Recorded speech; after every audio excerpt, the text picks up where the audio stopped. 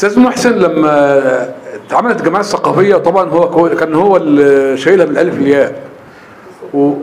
وانا فاكر اول اجتماع او تاني اجتماع كده كان حته جنب البيت هو اللي كنسها وشال منها الزباله ورشبوا الميه وجاب حصر مش عارف من جامع وسلامه وفرشه وكده.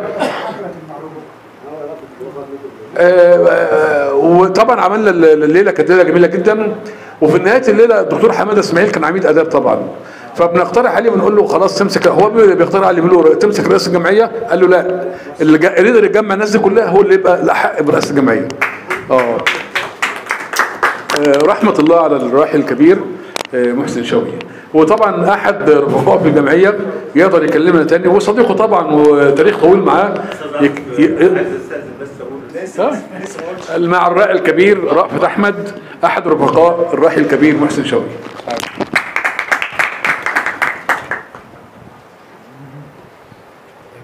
مش حابب اتكلم عن محسن متوفى والله. انا هتكلم عن محسن اللي رفيقته 50 سنه، اقسم بالله 50 سنه 50 سنه. لا لا لا يا استاذ معبود، انا 50 سنه. لا طالب تلميذ. لا اصل احنا كنا يوميا نهار مع بعض. سن 45. لا لا لا لا 64 سنه يعني انت. فطبعا يعني وبعدين مش انت الاستاذ محمد يعرف كان العلاقه يعني شبه يوميا من اخر النهار نبقى مع بعضنا، والسهره بقى طول الليل ممكن تمتد ل7 صباحا ل8 صباحا، فيوميا بهذا الشكل يعني. فده اللي يعني ولذلك اي معلومه عن محسن شوقي انا اقدر اصححها لاي حد. انا يعني الاستاذ عاطف بيتكلم احنا كنا بنعمل اسمها ندوه قراءه في كتاب، وبعدين قعدنا نعمل الندوه دي هناك عند الاستاذ محسن مكان بيتهم اللي موجود الحالي. كان عندهم بيت بلدي، وبعدين في حته واسعه بره البيت حضرنا الاستاذ محمد يعني كان. فكنا بنقعد بنتجمع حوالي مثلا 80 واحد 80 100 واحد والله. كان من ضمن في اساتذه في الجامعات الدكتور حماده اسماعيل، الدكتور كرم الشادلي، المرحوم اسماعيل محمود. كان في ناس يعني حلوين قوي، كانت بتشمل معظم شباب العمار اللي هو حابب الثقافه وغاوي ثقافه. فقعدنا نتجمع هناك. فجيت في مره قلت له ايه، كان بقى دخل علينا احداث 81 الاغتيال الرئيس السادات، فبقينا قلقانين. التجمع ده طبعا ساعتها عملوا اصدروا قرار اللي هو عدم التجمهر فبقينا خايفين. جيت عملت الندوه دي عملتها عندي في البيت. احنا كنا بنكلف احد الناس مننا يعمل بحث في كتاب. انت استاذ طارق عمران احنا بنسيب لك حريه التكليف كامل. انت الندوه الاسبوع الجاي كانت كل اسبوعيه، الاسبوع الجاي انت تحاضرنا. فكل من يعني ارى في اللي انت بتتكلم فيه بيعمل مداخله معاك ويتكلم. فكانت كان الموضوع كان مسري جدا، فكل شويه العدد بيزيد. فطبعا جينا عملنا الموضوع ده عندنا كم مره كده، بس طبعا اغلبيه كانوا بيبقى عند الاستاذ محسن. فطبعا لما جت احداث الرئيس السادات اغتيل، جيت في مره انا وهو قاعدين عندنا في البيت فوق، فانا بقول له احنا قعدتنا كده ملهاش غطاء شرعي، احنا ممكن نتاخد، البوليس ممكن ياخدنا. لاحظ ان الاستاذ محسن كان في سهره من السهرات عندي في البيت وجه البوليس يقبض عليه، لانه هو كان اتاخد في احداث 77 و78 في مظاهرات اللي هي ضد رئيس السادات لما الغلاء يعني زودوا فهو اتاخد من ضمن. اتاخد ممكن يبقى ما كانش مشترك مع الطلبه، انت عارف انت بيلموا الاعداد يعني ايا ما يكون. فطبعا اتاخد من ضمن، فطبعا اتسجل عندهم وما زال اسمه متسجل لغايه وقتنا الحالي. وحاولنا مرات ومرات نحاول نشيل اسمه، لدرجه ان لما جينا كلمت الكابتن محي عبد العاطي اثناء الانتخابات قلنا له يا عم عايزين نشيل اسم محسن ده، وكل ما يجي ضابط مباحث جديد هنا امن دوله يبعت يجيبهم ويتعرف عليهم وعارفين تحركاتهم بالواحد. المهم جيت سهران انا هو بالليل، فانا بقول له احنا عايزين نعمل حاجه ليها غطاء شرعي، بحيث ان احنا يعني احنا معرضين كده ان احنا، لان احنا القعده بتبقى عندنا يعني عندك عندي، بس طبعا الاغلبيه عنده، فاحنا كده ممكن نبقى احنا يعني ايه اللي يعني احنا اللي عاملين الحدوته ديت، واحنا اللي نتاخد في المساله وكلام من ده. فقعدنا نتكلم زي ايه وكلام من ده، فقلت له نعمل حاجه زي صالون ثقافي. طب ايه رايك ما نعمل جمعيه ثقافيه؟ الشهاده جميله انت بتقوله ده كلام مهم قوي. طب ايه رايك ما نعمل جمعيه ثقافيه؟ فقال لي طب ازاي؟ انا وهو بس. قلت له نعمل جمعيه زي الجمعيات، ونعمل لها مجلس اداره واعضاء، ونعمل لها اعضاء ومجلس اداره ومؤسسين. وطبعا المهم ان ايه الفكره بدات ايه نتناقش فيها انا وهو يوم والتاني. مشهوره بقى يعني ايه مشهوره مشهوره. المهم ان يوم والتاني نتكلم في المساله ديت. طب ازاي ومش ازاي؟ قلت له طب ما نروح الشؤون الاجتماعيه، انا عندي فكره عن الجمعيات وعندي فكره عن مجالس ادارتها والحاجات دي. طب ايه رايك نشوف بس هل ممكن يصرحوا لنا بجمعيه ثقافيه؟ طبعا في التوقيت اللي انا بتكلم فيه الاستاذ محسن كان اليسار هو ده اللي عندنا في العمار، غالب على العمار. فطبعا كل من هو محب للثقافه ما بيلاقيش حضن غير اليسار.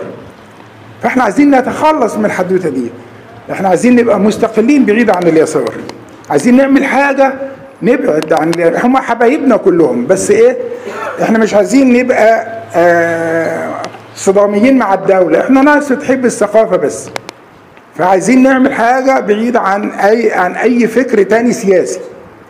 فالمهم ان احنا قلت له طب ايه رايك ما نروح نسال في الشؤون الاجتماعيه هل ممكن يعملوا لنا جمعيه ثقافيه؟ فروحنا فعلا بنها انا وهو، وبدانا نتكلم في اشهار الجمعيه الثقافيه. فلقينا قالوا ممكن، قالوا طب انتوا ليه قالوا لنا كده، طب انتوا ليه بتغلبوا نفسكم وعايزين تعملوا جمعيه من البدايه؟ طب ما في عندكم جمعيات في العمار انتوا ممكن تنضموا ليها وتنشطوا الجانب الثقافي. فقلنا لهم زي جمعيات ايه؟ فعدوا لنا الجمعيه مثلا جمعيه تنميه المجتمع المحلي الاول. قالوا جمعيه تنميه المجتمع المحلي. طبعا جمعيه تنميه المجتمع المحلي كان، فطبعا احنا مش يعني ايه مش طبعا ايه مش هنقدر نصطدم مع، وطبعا الراجل كبير واحنا لسه شباب وطبعا احنا لسه شباب يعني عضمنا طري، فهو يعني ايه مش هينفع. فقلنا طب ايه تاني؟ قالوا في جمعيه اسمها جمعيه مش عارف النسيج ايه، عمال النسيج. مين بيرقص جمعيه عمال النسيج ديت؟ محمد هلول. رحنا للاستاذ محمد هلول، جمعيه هو معلش يعني هو عاملها لعمال النسيج وما عندوش نسيج. الجمعيات كانت في التوقيت ده، معلش انا بطول في الكلام. مين اللي انت بتقوله ده اهم الشهاده دي؟ قول. المهم ان احنا بعتنا للاستاذ محمد هلول، رحنا للاستاذ محمد هلول قلنا له احنا عايزين نشترك عندك في الجمعيه. الراجل فوجع.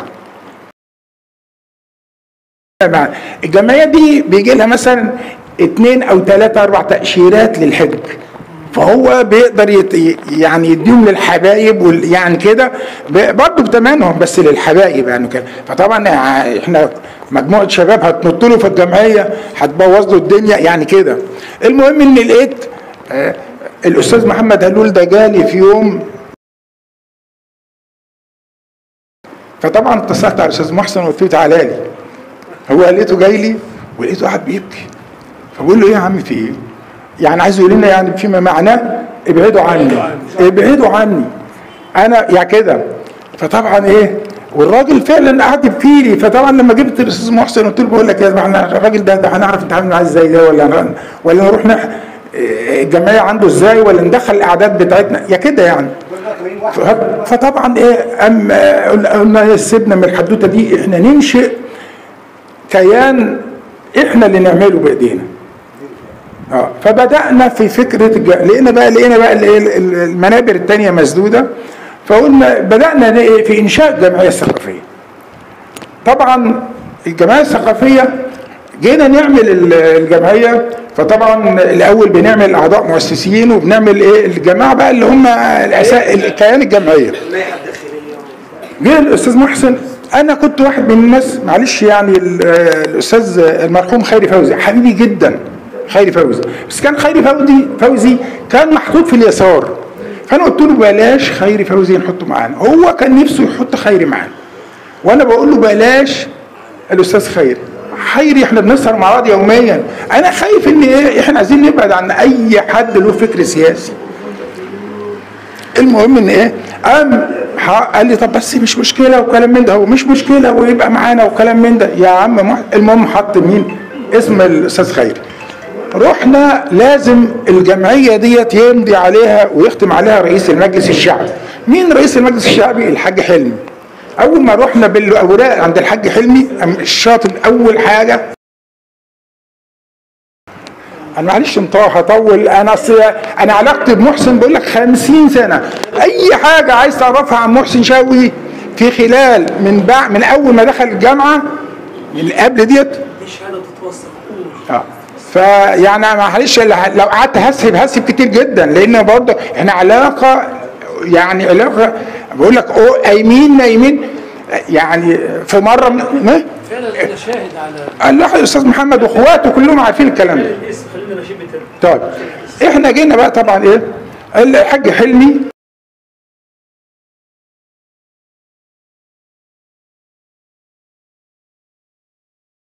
لسه ما دخلناش للامن بقى. ما دخلناش للامن لسه. طبعا طيب ماشي يا عم الحاج، اللي انت شايفه مش مشكله، مش عارف الكلام من ده، انا هتشيله ده هختم لكم وامضي لكم. مش هتشيلوه كده، مش هعمل لكم حاجه. قلنا له هنشيله، ما احنا عايزينه يخدم، ده اول خطوه. بعد ما مضى الحاج حلمي وكلام من ده، بدانا نجري في اشهار الجمعيه. اقول لك قابلتنا صعوبات الدنيا، كان ممنوع جدا ان الجمعيه دي هتطلع للنور، والسبب الرئيسي في اشهار الجمعيه دي الدكتور محمد عطيه الفيومي. الدكتور محمد عطيه الفيومي انا رحت له انا عن نفسي كام مره لوحدي، ومرات انا ومحسن احنا الاثنين بنتحرك سوا، وكان ساعات يقول لي تروح له قبله في المجلس الشعبي البنا، لدرجه ان في مره رحنا له انا والاستاذ محسن بقى طوخ في بيت ابوه. طبعا اول ما جه خرجوا الاثنين، يعني الناس ماليه الصاله، اول ما خرج الدكتور محمد والحاج عطيه قال لي تعالوا انتوا علينا انا وهو اول ناس، واحنا رايحين يعني كان في ناس قاعده، كان له مطلب شخصي، كان عايز يدخل حد من قرايبه والثانويه عامه وكان ناقص درجتين، فالراجل قال لك الجماعه دولت لهم خطر كبير جدا عنده، فجه كلمنا بعد ما قعدنا معاه، كلمنا ما تكلموه عشان الراجل، عشان احنا عندنا بنتين عايزين ندخلها ثانوي وحاجه زي كده يعني. المهم ان احنا اتكلمنا مع الدكتور محمد. الدكتور محمد في التوقيت ده كان نفسه قوي يضمنا الحزب الوطني. اولا لحاجتين، احنا هنا اليسار غالب قوي على البلد والتجمع، وطبعا هو شايف ان في مجموعه من الشباب حلوه قوي قوي في التوقيت ده.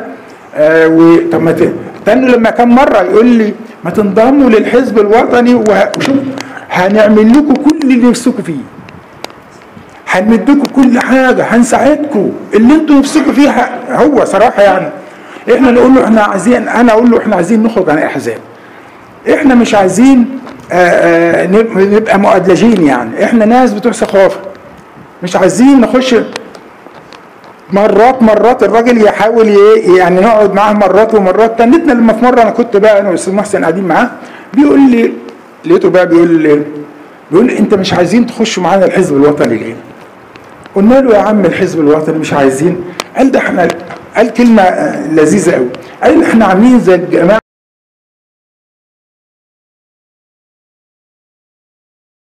فانتوا ناس نظيفه خشوا. قلنا له ما انتوا هتعصونا بقى، ابعدنا عن العصا ديت للدكتور محمد. فتنه لما الراجل لقانا مصرين على موقفنا وان احنا مش عايزين نخش اي حزب، قال طب انا عندي استعداد اساعدكم، بس بشرط او كده، قول الشرط، قال تتنكوا زي ما انتوا كده، يعني ما فيش اي طيار يقدر ياخدكم او تروحوا في اي سكه ثانيه. ها؟ مهما كان هو في دماغه طالما انتوا كده فانتوا رجالتي. يعني هو في دماغه كده بعيدا عن الحزب الوطني، طالما انتوا، بس هو خايف ان بعد ما يعمل لنا الهيصه دي كلنا ممكن نروح اليسار برضه او يعني كده. فهو الراجل يعني قال، يعني قلنا له. طبعا في التوقيت اللي احنا بنجري فيه للدكتور محمد عطيه الفيومي كان في بعض الاخوه بقى طبعا من الناس اللي كانت معانا في الجمعيه اللي بيجري، قابل الاستاذ عبد السلام داوود الكاتب الصحفي الكبير بتاع الاخبار، كتب مقاله كامله في صحيفه الاخبار في اخر صفحه عن الجمعيه وعن النشاط وعن ان الحكومه مضيقه علينا. طبعا امن الدوله كان مانع تماما، السبب اللي احنا بنجري فيه ليه؟ عشان امن الدوله كان مانع تماما اشهار الجمعيه. وطبعا بدون ما لازم حد، رحنا للدكتور عمر عبد الاخر كان محافظ القليوبيه، رحنا لوزير الثقافه، رحنا للدكتور مصطفى محمود في المهندسين وقابلناه. احنا كنا بنجري في كل الاتجاهات. برضو عايز اقول مني هنا الدكتور محمد له باع كبير، وابوه طبعا هنا في المكان ساندنا في اشهار الجمعيه، واشهرنا الجمعيه سنه 86. الكلام ده بنجري فيه من سنه كام بقى؟ من سنه 81. من 81 من موت الرئيس السادات. الخوف كل خوف. لما الرئيس السادات مات سنه 81 احنا خفنا ان احنا نتاخد، فبدانا نجري. اشهرنا الجمعيه سنه 86 واحنا بنشهر الجمعيه بقى. خلاص بقى الجمعيه خدنا الموافقه عليها، قمنا رايحين بيت الاستاذ مختار عبد العليم، قعدنا كنا بقى حاطين بقى مظبطين نفسنا الاعضاء المؤسسين، وبعدين انتخبنا مجلس اداره. فاحنا كلنا بالاجماع انتخبنا الاستاذ محسن شوقي رئيس الجمعيه كلنا، واختارونا 9 بقى، يعني كنا 9 من ضمن انا يعني في مجلس الاداره. جه الاستاذ محسن في مره من ضمن المرات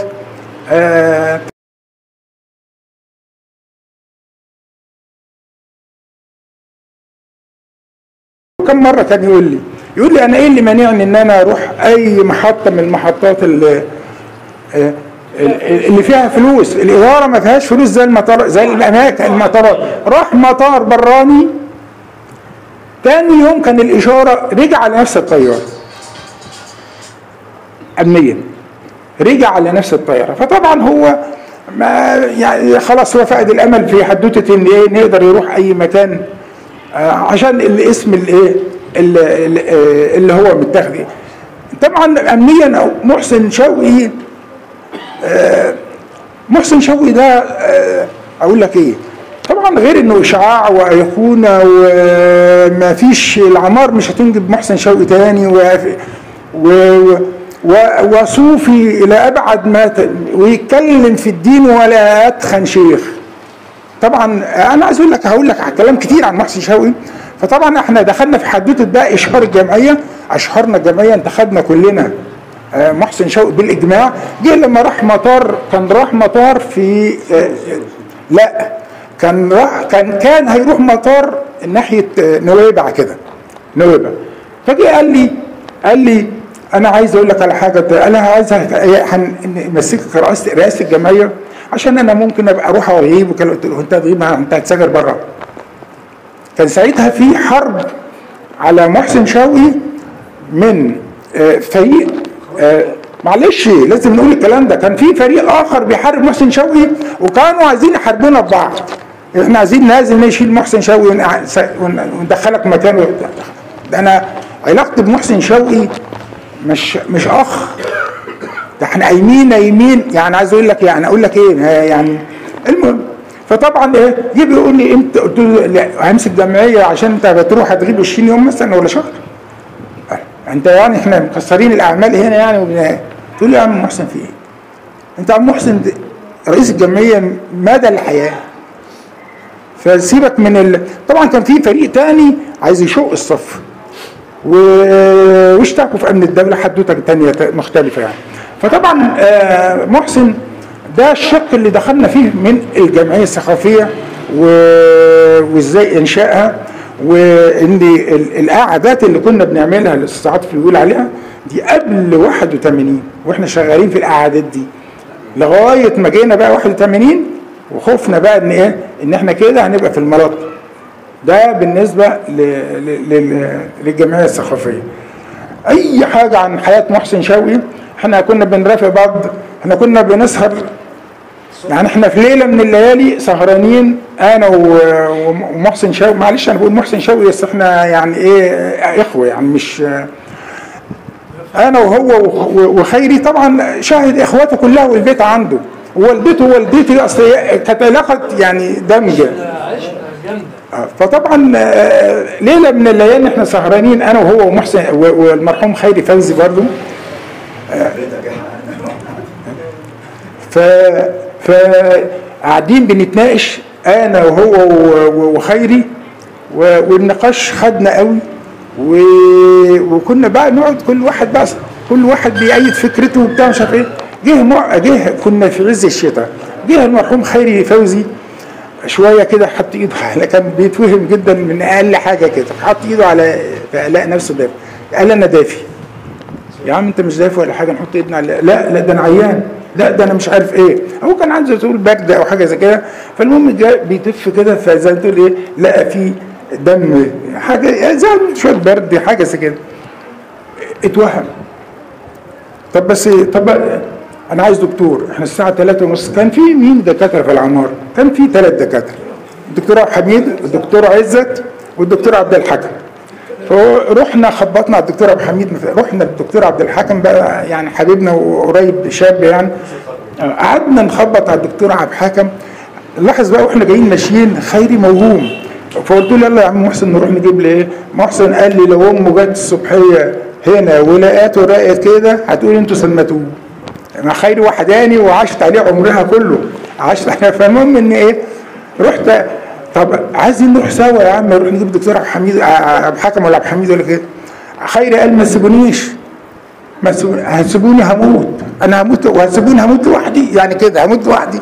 اضطريت ان انا اخبط على محسن بعرور قصادنا وصحيت قلت له تعالى. قال ايه؟ قلت له تعالى انا عايزك. فجه قلت له اقعد مع خيري النهارده لغايه ما نروح نجيب الدكتور. قعدته مع خيري ورحت انا والاستاذ محسن نجيب ايه الدكتور عبد الحكم. خبطنا على عبد الحكم لما غلبنا لغايه ما خرج. فقال خير في ايه بتاع. قلنا له والله عندنا خيري ظروفه كذا بقى انت عارف ان وحداني والحدوده وبتاع وعايزينك تعمل. قال طب انا لو جيت دلوقتي هتجيبوا علاج منين؟ ما كانش في صيدليه غير في العمار واحده ولا يمكن حد ولا يمكن هيفتحوا بالليل. الناس بتخبط عليهم بتقرقش الصيدليه ما بيفتحوش. فقال طب انا لو جيت دلوقتي هجيبوا علاج منين مثلا؟ طب نعمل ايه يا دكتور؟ يا دكتور انت عارف ان خيري ظروفه وحداني. قال اعملوا له كمادة ميه ساعه لحد الصبح لحد ما الدنيا تبان كده. فطبعا ايه ماشي جيت انا ومحسن انا بقى بلف في البيت وبدور على الميه اجيب ميه من التلج.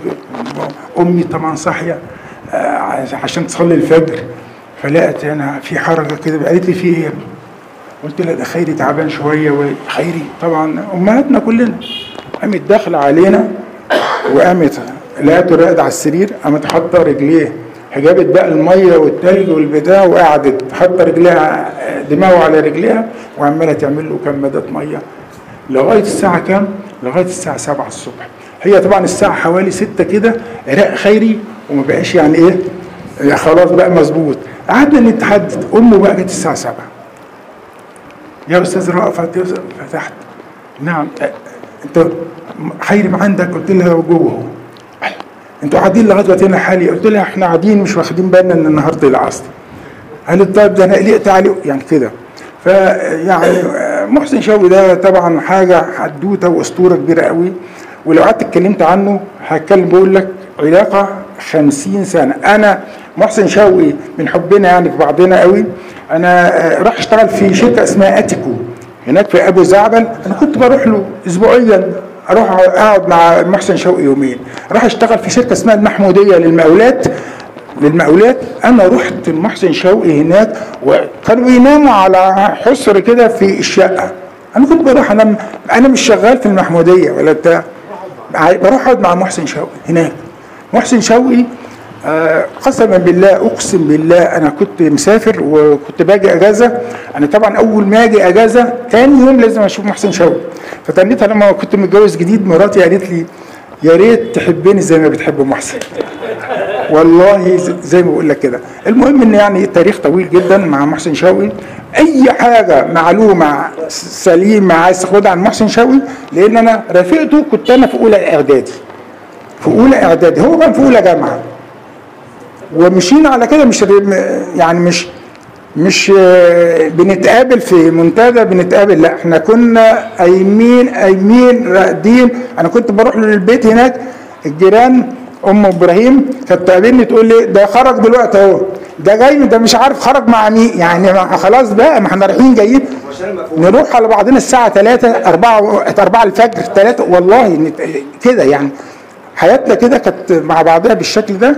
فالسيره كبيره جدا والحياه طويله بينا.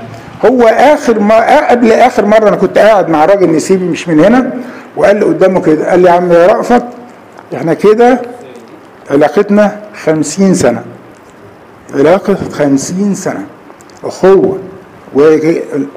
اخر مره رحت له قبل ما يتوفى بكام يوم، كنت انا ماشي وقابلني رضا، بقول له اخبار صاحبك ايه؟ كان على محسن. قال لي ما تيجي نروح له. رحنا له البيت ما لقيناهوش، رحنا له البيت التاني اللي هناك، قعدنا معاه لغايه المغرب، وحتى كان فيه شويه حبوب صغيره في ايده كده صح. فانا عمال اكلمه بقول له ايه يا عم الحبوب اللي في ايدك دي؟ قال لي ده الدكتور قال لي مديني مرهم ومديني مرهم وبتاع. وقعد قلت له يا عم مرهم ايه؟ ده انا اخويا كان في مره عنده حساسيه والدكتور ابو حميد كتب له مرهم، فبقينا يعني ندهن جسمه. تنيت لما قلت للدكتور ابو حميد ده احنا عايزين زلعه مرهم بالطريقه ديت يعني. جه الدكتور بدر الخولي قام مديله حقن قد كده، فبقول له ممكن ده حقنه تضيع، انا اقصد ان ممكن حقنه تضيع اللي عندك ده، مش مرهم ولا الكلام من ده. المهم قعدنا انا دي كانت اخر اللقاء بمحسن شوقي. مش قادر اقول الراحل لانه هو مش عمره ما هيغيب عن ذهني. انا معايا صور لمحسن شوقي من سنه في السبعينات، في السبعينيات، الثمانينيات، وبقيه الرحله مع بعضنا في المصيف مع بعض. لا في اسكندريه، احنا كنا في اسكندريه سنه 7 حاجات كتيره قوي. انا ومحسن شوقي علاقه ممتده فيها كل حاجه. لو عايز حد عايز يعرف حاجه عن حياته انا بقول لك يعني ده كل حياتنا. احنا اندمجنا مع بعض، مش علاقه يعني النهارده ان بنتقابل في، لا ده يوميا بنتقابل. فالاحداث كلها مترتبه. يمكن مثلا الاستاذ رضا ده معانا في الموضوع من بدري، بس مثلا اتجوز وقعد في القاهره، فكان بينزل على يعني بينزل كل اسبوع مثلا يتقابل معانا. انما احنا كنا يوميا. استاذ محمد عارف الكلام ده، نتقابل بشكل يومي. اروح البيت عندهم، طب لو ما لقيتوش بالليل الساعه 3 اقوم داخل، كان عندهم اوضه في مدخل البيت كده بابهم مفتوح على طول، اقوم رايح قاعد في الاوضه فيها بعض الكتب بتاعته، اقعد اقرا فيها لغايه ما هو الاقيه جاي بالليل الساعه 3:30 بتاع جاي يجي يلاقيني قاعد جوه. حدوته كده. بقول لك البوليس جه حوط بيتي يومين 2 عشان كان عايزين مع نفس الحدوته دي، نفس حدوته كل ما يجي ضابط امن دوله جديد بيبقى عايز يتعرف على الناس اللي عنده في الدفاتر. فطبعا كان حدوته كده. وفي اليوم ده خدوه، في اليوم ده بس مش مع حد بقى، هو جايب مروح هناك اخد. وهو لا كان بتاع سياسي خطير ولا ابدا، ده هو محب للصحابه. وكان دايما في جمله لمحسن شوقي لا يمكن، ودي جمله حقيقه، اللي هو يقول لك لا يمكن يكون في مثقف ارهابي. كان بيقول كده لا يمكن يكون في مثقف ارهابي انما محدود الثقافه اللي ممكن يبقى ارهابي، ممكن حاجات زي كده، انما مثقف لا يمكن يكون ارهابي. رحم الله محسن شوقي.